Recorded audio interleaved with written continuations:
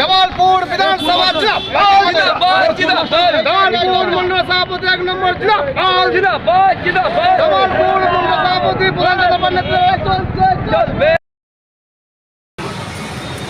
আজ জামালপুর 262 বিধানসভায়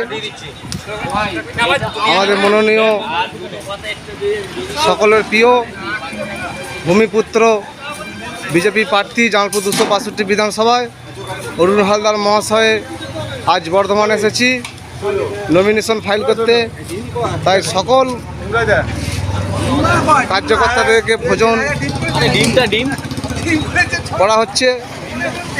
তাই দেখতে পাচ্ছেন আমাদের জামালপুরে 1 নম্বরের মণ্ডল সভাপতি পরিচালনা করছে আর সকল কর্মীরা ভোজন শুরু করে দিয়েছে।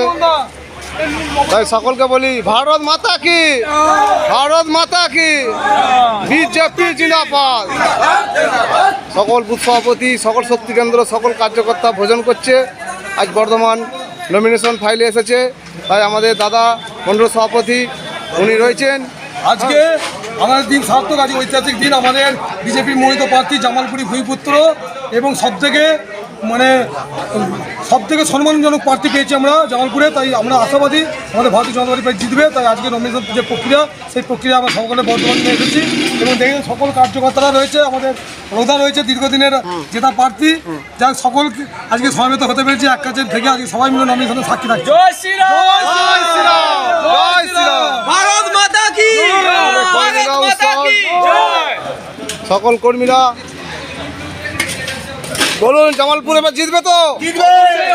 অরুণদা আর বিপুল ভোটে জয়ী হবে তো? অবশ্যই। একদম বসে পড়ো দেখুন।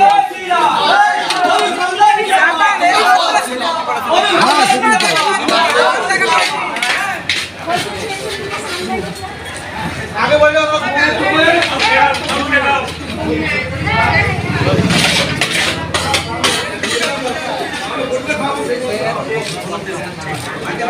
জয় শ্রীরাম।